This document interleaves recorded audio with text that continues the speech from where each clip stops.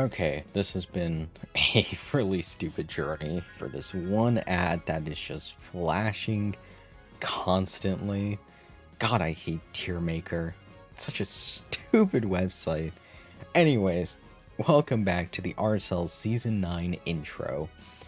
I haven't had to do one of these in forever, because we really haven't needed to, but this season really calls for it.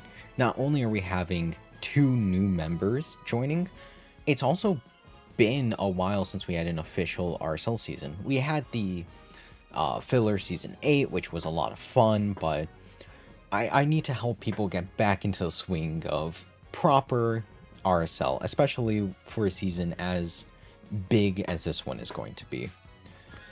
So my plans for this video is I'm going to take everyone through the kind of the process of RSL from draft all the way until the championship. And then afterwards I'll talk about the season 9 changes and other things that have been made. Now, starting off, as some people can see, people have characters already selected before we even go into the draft. Oh, excuse me. People have characters selected before we even go into the draft. These are what we call keeps. Now, I'm not going to explain keeps too thoroughly, as we won't be dealing with keeps for a while after this season. Season 10 has keeps predetermined. Season 11 is a reset season. And then season 12 will be the first season we bring keeps back into the league. But how keeps work is essentially you choose up to 3 characters on your team, or 3 character slots worth of players that were on your previous team that you want to keep for this season. Meaning no one can take them from you and they're just automatically put on your team. And they have advantages and disadvantages. Obviously, you can keep members that you want to keep on your team, and disadvantages we'll talk about shortly once we get into the draft process itself. But once everyone's keeps are determined, we go into the draft lottery. Now, this is based off of placements within the league's season. So Jacob ended first place, so he gets the last draft lottery spot. Alyssa got second, Tyler got third, Ryan got fourth, and then Andy, Akira, Matthew, and Jack, because they were the bottom 4 teams, they basically rolled to see who got the worst spot, or the best spot of them, and who got the worst of them. Now, the exception to this is Luke and Jordy, who, because they are now joining this roster, this roster of GMs, they get the top 2 spots. I did a little roll for them, and Jordy wound up getting the number 1 spot, Luke getting second, and then we go back into what the draft lottery is. And what this is, you can think about as like its own separate little thing where before the draft even starts, we go down the list and you pick one character that you want. So Jordy could pick like Red Yoshi, or sorry, Purple Yoshi. Red Yoshi's already taken, bad example. Luke goes for like Red Toad, etc, etc. And once everyone gets their one pick in, then we hit the draft lottery. How the lottery works is that this is completely random. I just put everyone's name in a wheel maker and a wheel of names, and we go down the list. So Alyssa got the first pick.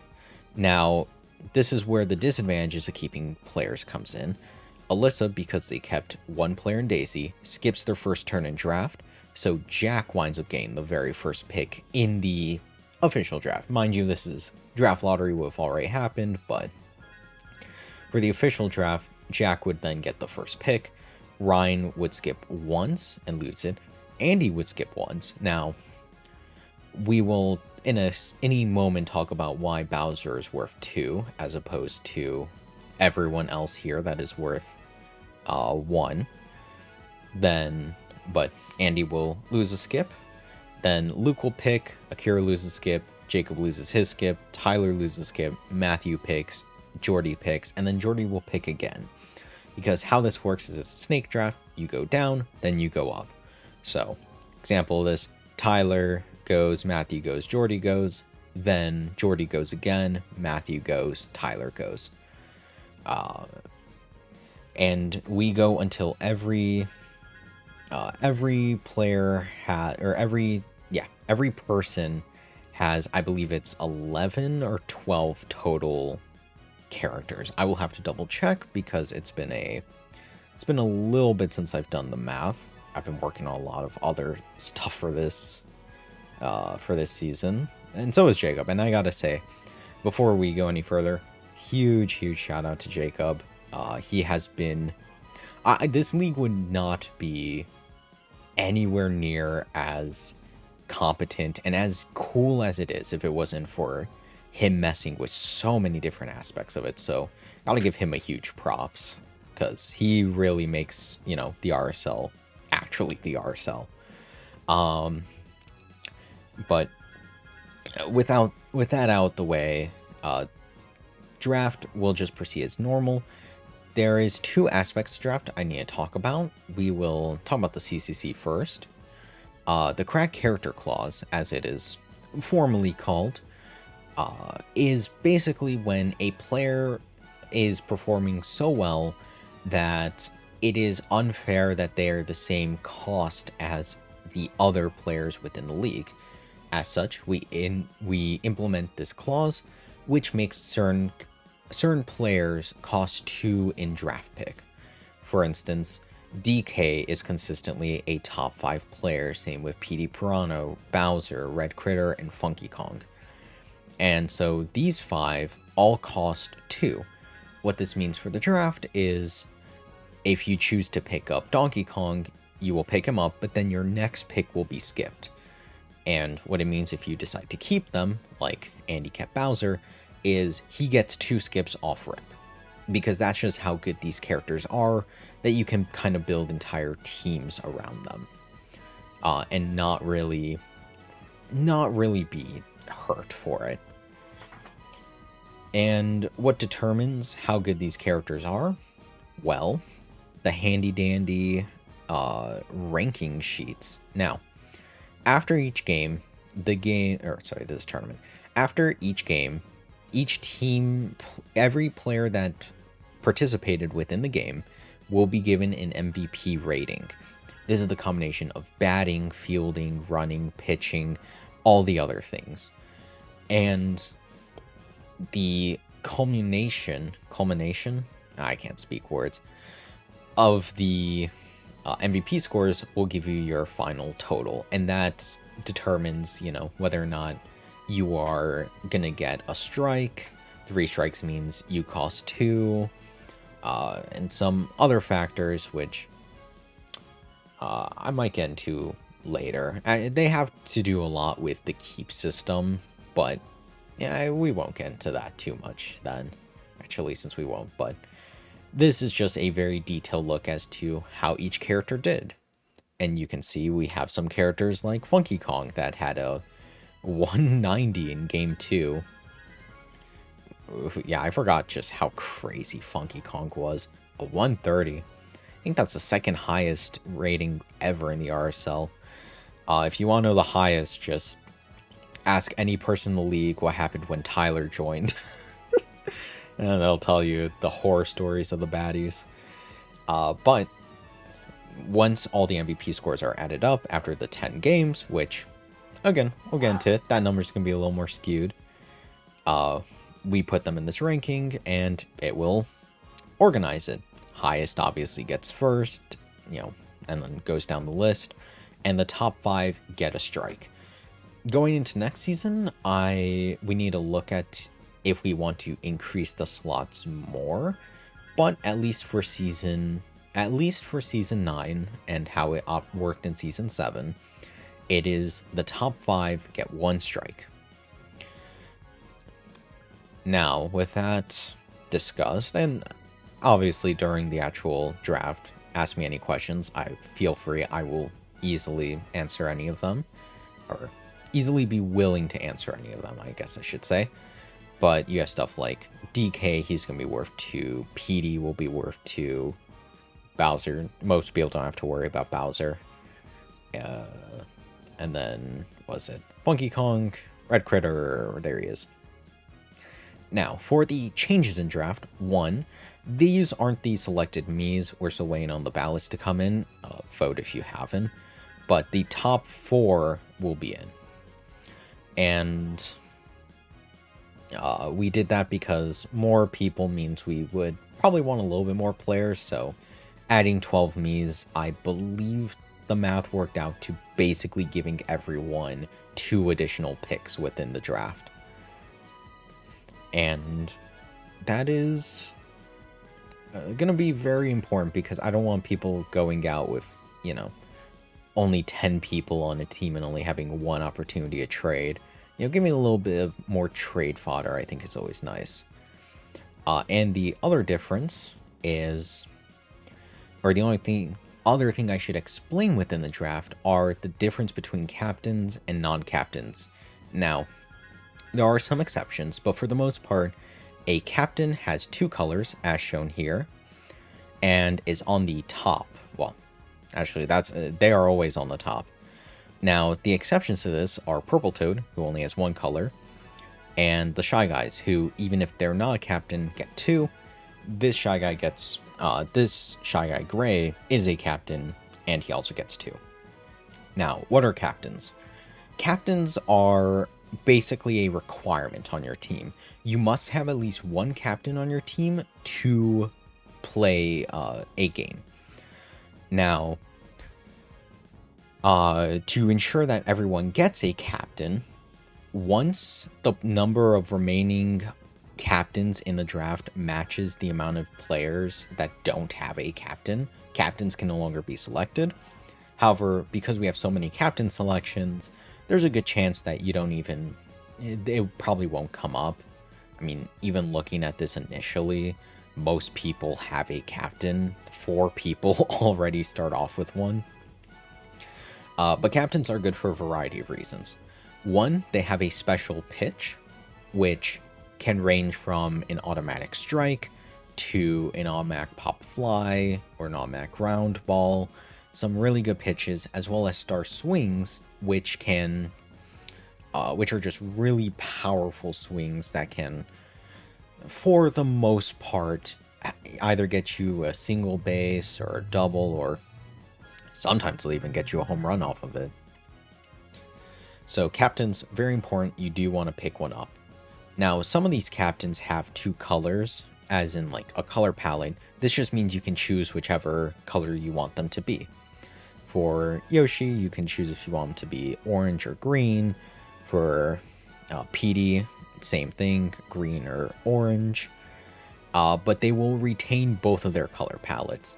And if a character only has the 1, for instance, Goomba over here, that just means you don't have a color palette choice. He still has 2 color options, but you can only select him as the Gloomba variation.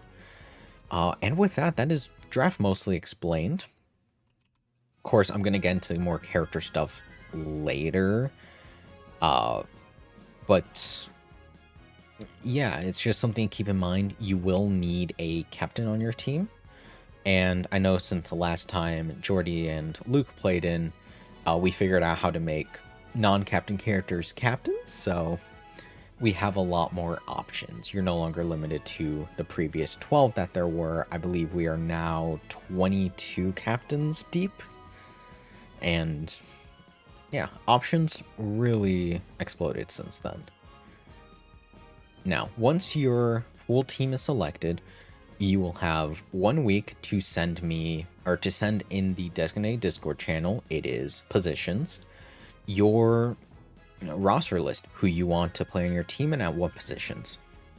If for whatever reason you don't send me that by the time we get into the games, which will be the following Friday after draft, so May 8th is the draft night, and May 15th will be the first set of games. If you do not send it to me by then, I will select your first 9 picks and randomly set them up.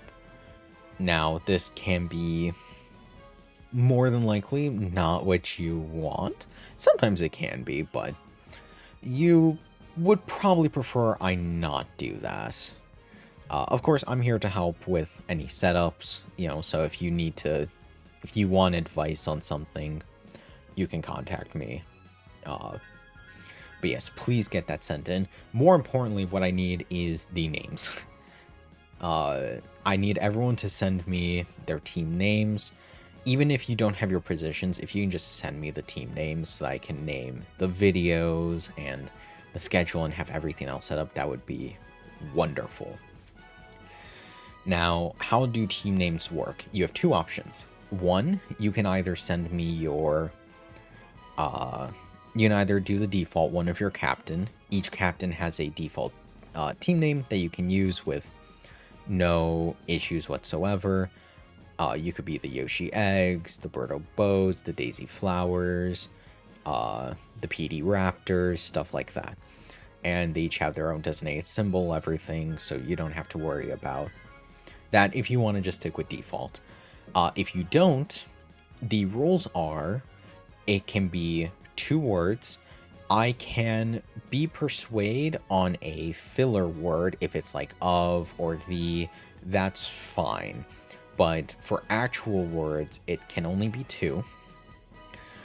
And they cannot contain any swears or no swears, no slurs, nothing like that. I can have some like variety in it. We had the PD peons, which that was a very clever way of doing it, but yeah, just no swears, no that, since I do post it on YouTube, and obviously I'm not getting paid for it, so I guess I don't care too much about demonetization, but I would like to not have to type out what was it, the Diddy shitters or whatever. No, it was the Diddy shit stains is what Jacob was thinking about calling a Diddy Kong team. Nothing like that. And yeah, once you send me that name, and hopefully the roster, we get to go, not there, into our schedule. Everyone has already been determined when they will play. If you want shorthand, the number starts at 1, goes to 10 here.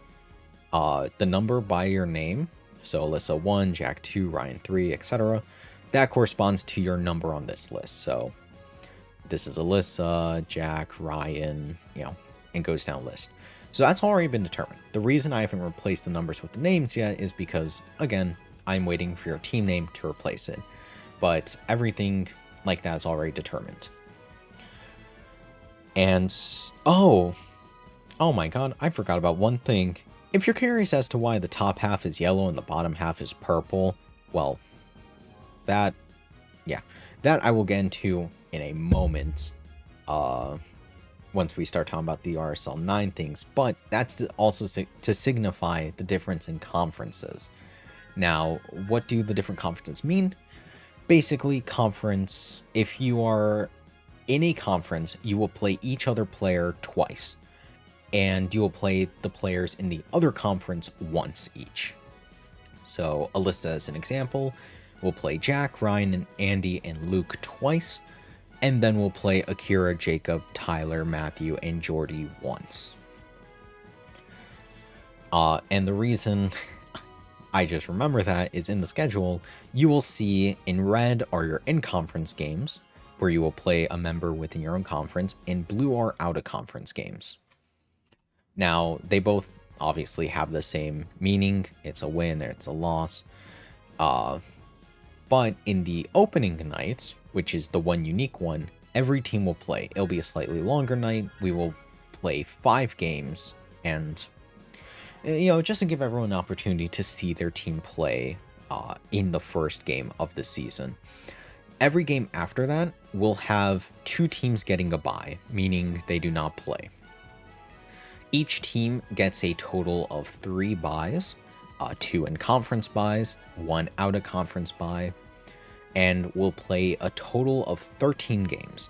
So if you're coming from the last season, you will only play 3 more games than what you did in this season, but of course, because of 3 buys means the time is increased by quite a bit. Now, once we get to week 5, once we finish up with week 5, we enter the All-Star game. The top 9 players from each conference will face off in a just a for fun game. Has no meaning whatsoever on anything. Every team will give up their top representative, and then the rest will be filled out by the top stars of their conference. And yeah, it's just a fun little game. Nothing really to talk about there. And then we continue to week 6, week 7, and then finally week 8. And once week 8 is decided, then we go into the bracket. Now, this is a little different. Before, when we had an 8-player league, 2 people will get a bye, and 6 people total will enter the tournament. First and second that get a bye, and then 3 through 6 who will play off against each other until we determine, until we get to whoever the champion is. In this season, it's going to be a little different. Instead of having 2 buys, we will only have 1. Meaning getting that first place in this season means you have to play 1 whole less game. Every other team that makes it within the tournament will have to play each other. Now, it does mean that we will also add another person into the tournament. We go from 6 players to 7. It does also mean that we technically increase the amount of players that won't be making tournament from 2 to 3, but is what it is. And how it works is that 2nd and 7th will play off against each other. 3rd and 6th will, and the winners of both play against each other, and then we'll make tournament. And then 4th and 5th play against each other, winners of which place first. Then the winner of that goes on to the tournament. Alright, and that's all set up. Now let's talk about this Discord. Now, a few things here. The schedule is going to be what we have for... I'm going to have to post this in a bit. But this is the schedule Discord. We have our own icons and stuff here. As you can see, this was the Season 7 ones, with the peons being the eventual winners of that. That was a weird season, but a very fun one. This is just, you know, we will keep you up to date as to who is playing who within the schedule channel, if you are not keeping up on your own time. The game scores, this will just have the game scores for each of the different teams, and this will also help with give a visual representation for what happens when we get to current records. Public trade talk, you're able to just basically, when a season starts, you have until the All-Star game to trade. Now, you can trade beforehand if you want to try getting good draft lottery picks. That's only happened once. But outside of that, just come into the chat, ask to do trades with stuff, or trades with people. Even if you do it privately, just make sure it eventually ends up here and that you let me know. Because if you don't, then obviously it's not going to go through on my end, and I will be very confused when game time starts. So do let me know. The current records, this is what's going to determine how everyone performs within the league. Now, I'll go back up to Season 7's. Now, how this works is if you win a game, it goes, obviously it's win-loss, this is normal. How many points you win by determines the round differential. That'll just do tiebreakers. And because ties are possible, as you can see with these two down here, when a tie happens, which means you are still tied after 10 innings because we play 7 inning games in regular season, with 3 extra innings overtime. If you are still tied by inning 10's end, the game ends in a draw, and both teams will get a 0.5 in the win, 0.5 in the draw category, and a +0. Now, it's rarely happened. In fact, it's happened twice ever in RSL, being the very first game of RSL, and then I believe this was week 2, I want to say. No, it was week... Oh, and the second game of week 7 is when it happened. I didn't think it was that early. Well, once that is determined, the top 7 teams will make it to the tournament, and the bottom 3 will have to sit the tournament out. The tournament will be the last week of actual play. It will take the course of a weekend in which the first game is a best of 1. All tournament games are 9-inning games. Still 3 innings of overtime. But game 1 will be 9 innings, best of 1s. Then the semifinals will be 9 innings, best of 3s, and the championship is a best of 5. Now, I have to talk about the maps. Maps and character stuff. As for characters themselves, I'm not going to go over as to who's strong, who's good, stuff like that until we get to the tier list that I'm going to post separately from this. So you don't have to worry about coming back to this already. It's going to be an incredibly long video later.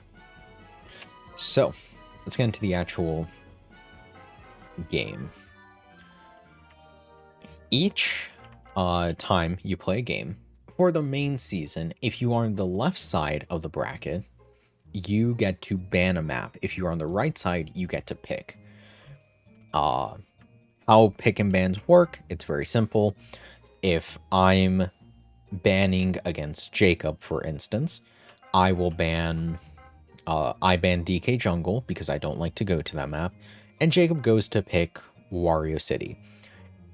Now, for tournament, it's a little different because you will, for the best of 1s, you keep banning until whatever the decider is, and then one person picks day or night, one person picks between the last 2. Best of 3, it's ban, pick, ban, decider. And for the best of 5, it's pick, ban, pick, decider. Now, you might be looking at this and thinking, oh, well, there's 8 maps because there's Luigi's Mansion here. There kind of is. So I will talk about each of the different maps, starting off with map 1, Mario Stadium. This is a no-nonsense, no BS map. It does have very short walls, so it is actually easier to hit home runs on this map, but there's no hazards, nothing you have to worry about. This is just clean old baseball. It's nighttime variation, since in normal stadium, day and nighttime, there is no difference besides look. We gave it Luigi's Mansion. This is a much different map. Luigi's Mansion is a wide outfield, very hard to hit map. It is probably the most, it's kind of tied with the most cycle dependent cycle forward map with Ice Garden. We'll get to that in a second. But this map has a few things. Wide outfield, grass, which can sometimes which does increase bobble chances for the outfield defenders. And there are these gravestones that, when hit, will create a fog. And if an outfielder is in that fog for too long, they will get jump scared by a ghost, stunning them for a little bit. So Luigi's Mansion is a very divisive map. Some people love Luigi's Mansion, some people hates it, but you pick what's best for your team, and I think Luigi's Mansion is very good if you don't want to, if you're facing a team that likes to either send it out of the park, or you yourself do not like to do that. Then, hello? Okay. Oh, what? I don't know why my controller is being weird, but that's okay. Then we have Cruiser. Cruiser in the daytime. So Cruiser for both sides has very short right and left fields. You can get home runs very easily if you hit it towards either of the sides. But the daytime has tables which can just block the CPUs, and they sometimes get, a little stupid. And in the nighttime, you have Gooper Blooper, which can tilt the ship one way or the other, as well as Cheep Cheeps, which can stun your outfielders if they run into it. Ice Garden has ice physics. That's about it. They have freezies, which can freeze your CPUs if they run into it, and and Nighttime has these stars that basically act as a boo. If they are hit, every outfielder will stop moving, and until the lights come back on. It is a very good map, and it is by far the map we see the most inside the park home runs, because not only is it ice physics, it might have the deepest outfield of any map in this game. If you are a cycle team, or if your name is Ryan, you love Ice Garden. Yeah, I guess I'm sorry, Ryan, that I gotta do this to you, but to make it fair to the new people, actually, I didn't realize how zoomed in this map was. Wow. Okay, hold on. Okay, yeah, I should just stop displaying it, because, yeah, I have this one for the actual games up here. Wow, looks better. Looks better. But yeah, Ice Garden, very good. Don't let Ryan take you to there. He casts voodoo magic on this map. It's never a good time. Unless you want to check him on this map, which, go ahead. It's entertaining when people do. Next we have Bowser's Castle / Playroom. This is the one natural map that changes completely. Bowser Jr.'s Playroom is a really high wall, more so defensive map. The only thing that really hurts the outfielders is the graffiti, which can sometimes have an effect, but most of the time does nothing. And then we have Castle, which is the opposite. A high chaos map. There's fire everywhere. There is a King Bomb that is throwing bombs down at your players. It's trying to cause as much chaos as possible. It is one of the more chaotic maps, one of the least popular of the chaotic maps, which I'm actually not entirely sure why that's the case, but, you know, I'm not a GM. I don't know. Next, we have DK Jungle. Now, DK Jungle is one of the more popular maps here. It's basically, in the daytime variation and nighttime only have two differences. One is that the flowers in the day act as a stun and have collision, whereas the flowers at nighttime have no collision and act as a speed boost. The other difference is that at night, DK will play the bongos, which can stun all outfielders that do not fly. This is important. Some characters either fly or float. This is Blooper, the Paratroopas, Paragoomba, the Boos. They all fly and are unaffected by it. And the final thing that DK Jungle has is the barrels. These will sometimes shoot out the cannons, and they will just run over whoever they come into contact with. They also have one of the most popular things that everyone loves to see, something called a pillar tech. Now, a lot of the maps have it, but you see it the most on DK Jungle because they have the widest pillars, which is if you hit a ball and it is going foul, but it hits the pillar of like the map that determines if something is fair or not, the game for whatever reason will count that as a home run, even if it bounces back in or does whatever. It'll count it as a home run. And so we have called that pillar tech. Jungle has it, Stadium has it, Yoshi Park has it, most of the maps do.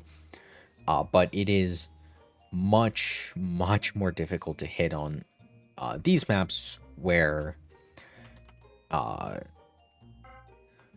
pillars are very tiny. Next, we have Wario City. Wario City is basically a home run derby map. The walls are basically non-existent. They are so low to the ground that even a shot that goes straight forward ahead of you will go over the fence. And the center field is nothing. Like, it is a map that if you want to score home runs on, you go to City. As well as, even besides that fact, there are two other things. There are the geysers, which will knock defenders over if they run on top of it, basically guaranteeing a home run if you're going for it. And also, there are the arrows. The arrows are really funny. When a ball hits it, it will shoot in the direction that the arrow points. Sometimes it does nothing.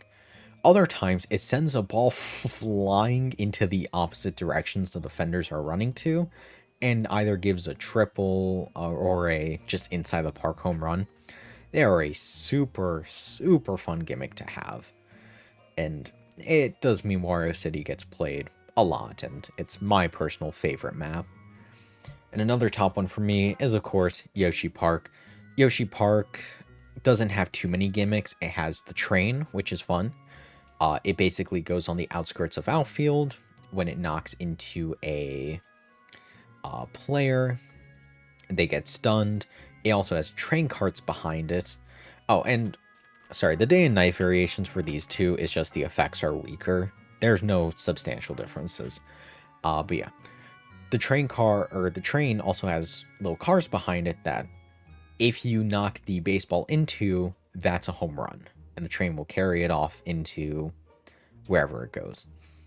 So super fun way to get home runs. And in fact, I believe that is the reason Matthew and Jack tied in that one game, was because I think it was Diddy Kong, or it was one of the Kongs on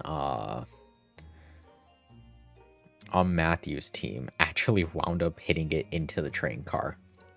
But yeah, overall, very fun map. There are also these pipes that if you hit the ball into, it will teleport out of somewhere else. And there are piranha plants that will sometimes just eat the ball, throw it somewhere else.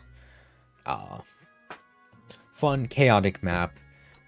Typically, how you want to think about this game is that the left side maps are more defensive, right side maps are more offensive, with the exception of Cruiser, which is a more offensive map, and Castle Playroom, which is literally a 50-50 because it's either defensive playroom or offensive castle.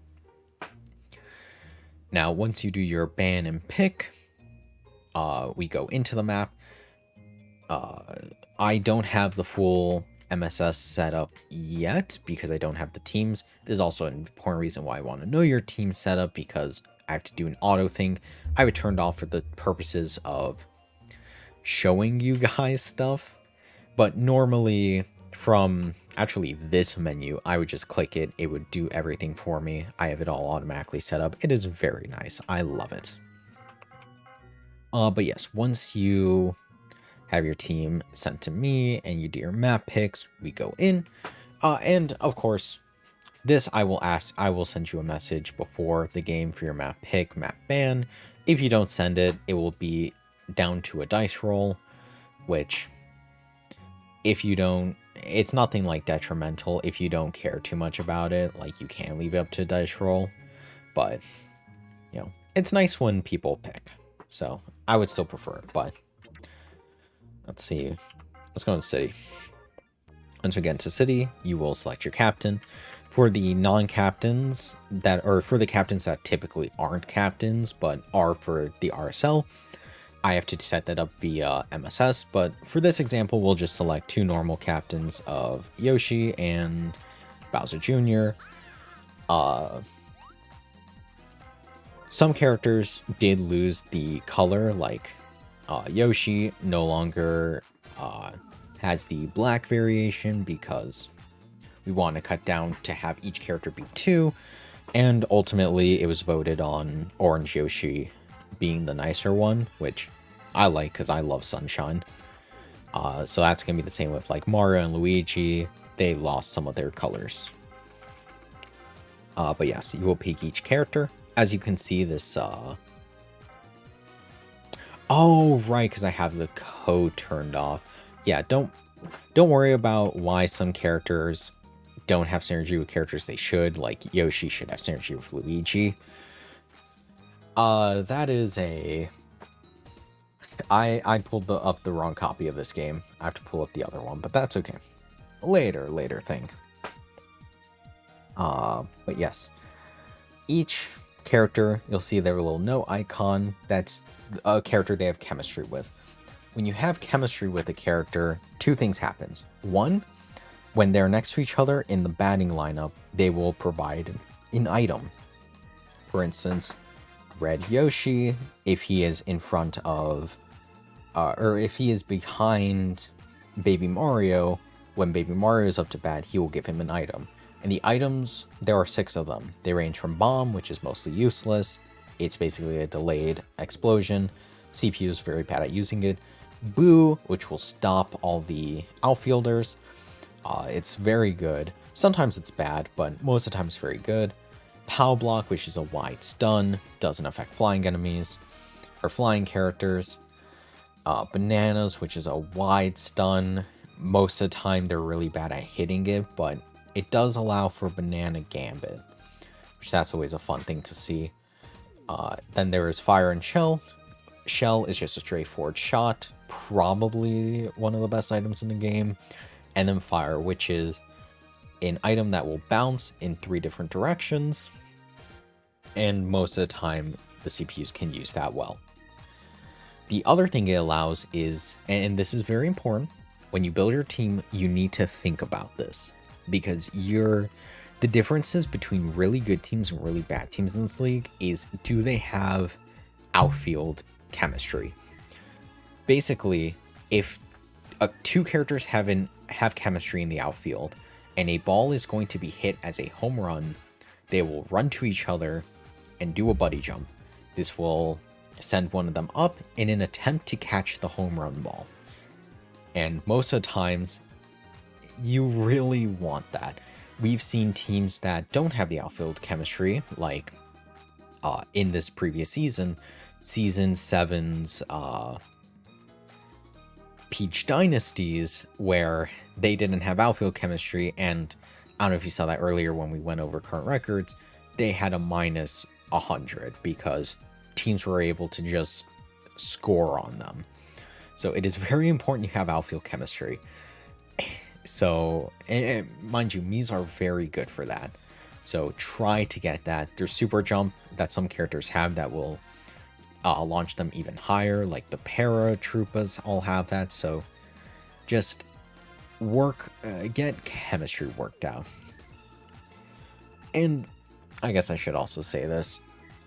For characters that are captains, they will always switch on first before non-captains.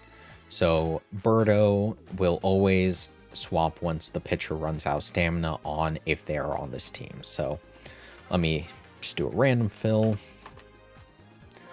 Alright, so like on this team, Birdo, now I don't remember if this code has, if I currently have a setup that Blooper has captain status.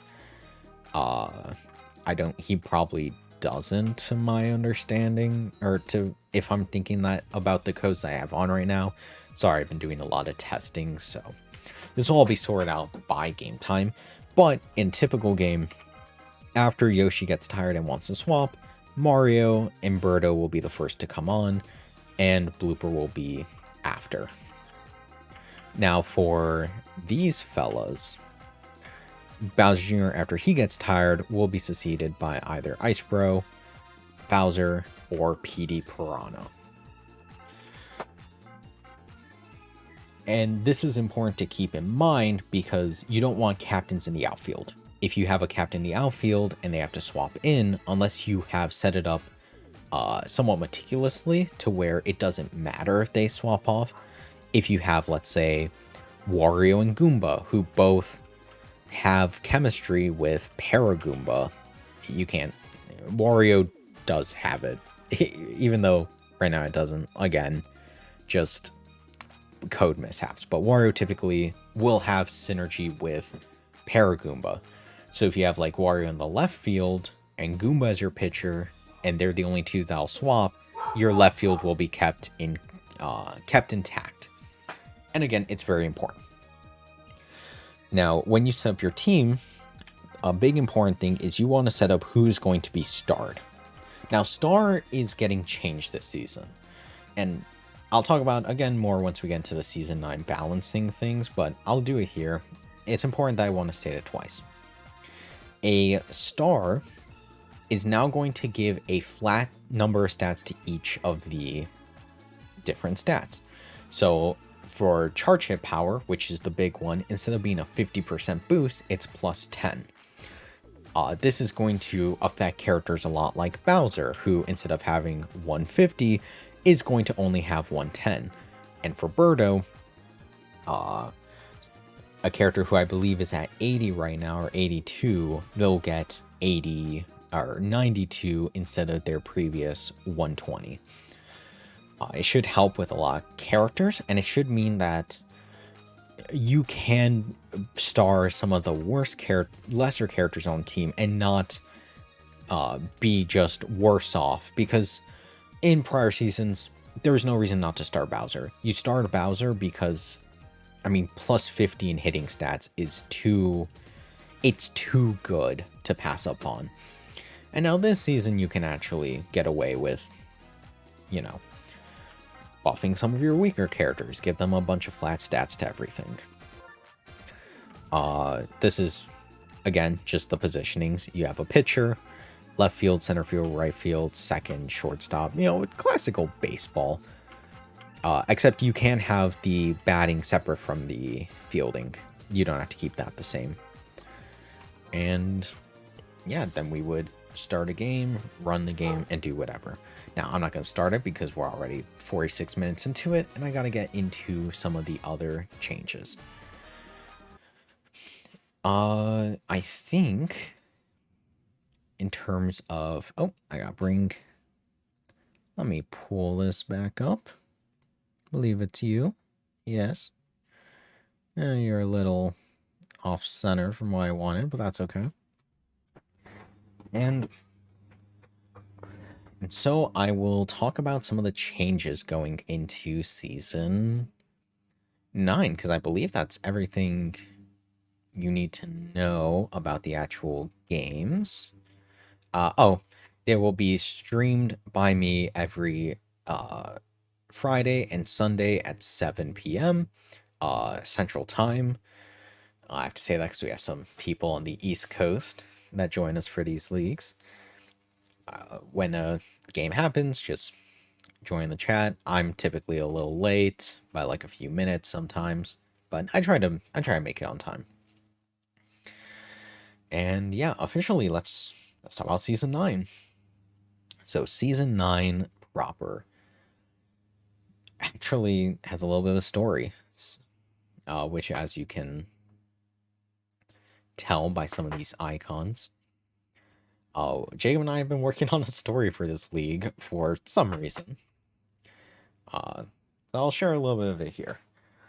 After ancient bones had been uncovered a few seasons prior, his curse that leaked out from his tomb has infected initially Peach and Toadette, and it has now spread to many players in this league. And now it is up to the non-corrupted members to help save their corrupted brethren. And this is why all the Toads are evil now.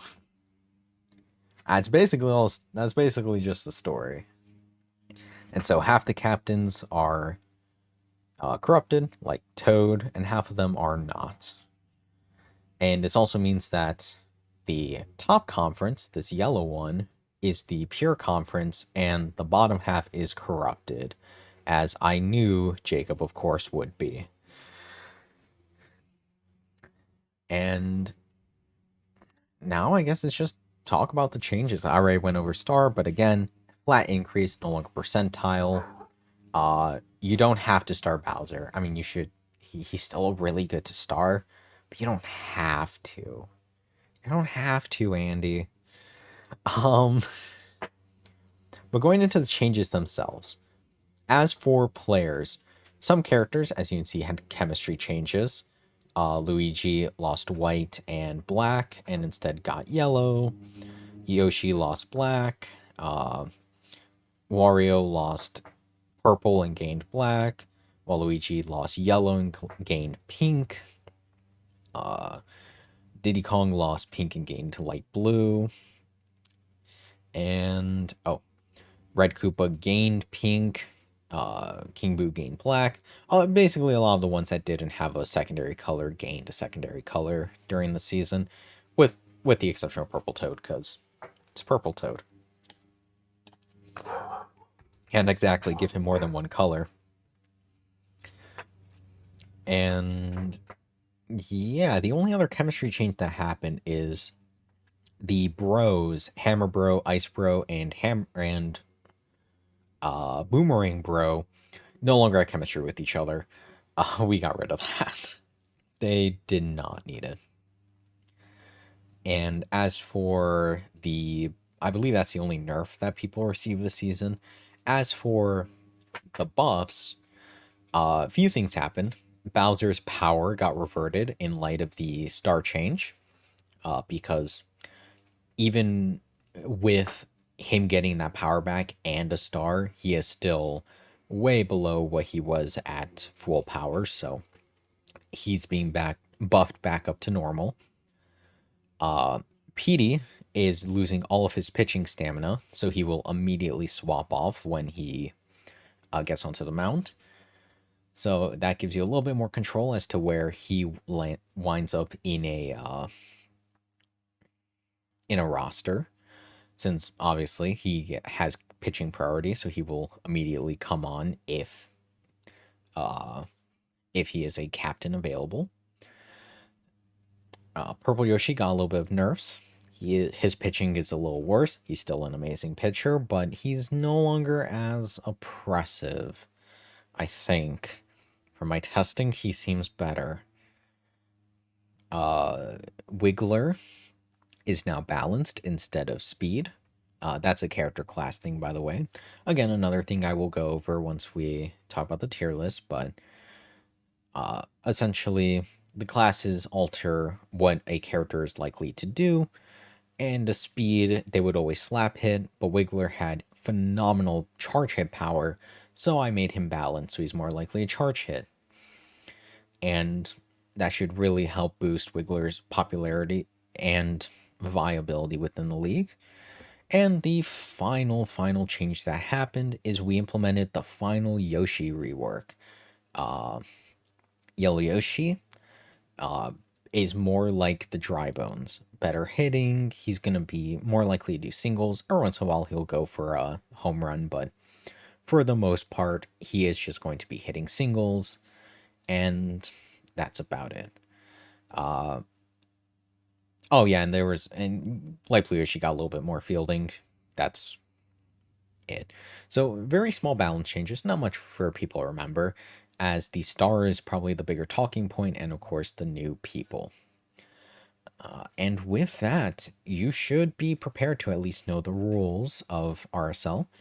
Of course, if you have any questions, please just contact me. I know I can be a little rambly at times, and, you know, I'm not always the cleanest explainer, but... Oh, I closed the game. I ran out of background music. Whoopsies. I know I'm not the best explainer, so if you have any questions, need help with anything, feel free to reach out to me. I am going to be available, and I'll even answer questions during or after draft. But for the new people, keep in mind, get a good outfield, and early on, try getting a really good character. Try to build your team around a good character. PD's in this draft. PD got let go by their GM, so if you're in the market for a really good infielder and hitter, consider PD. But yeah, with that, hope you guys, I wish you luck in the draft.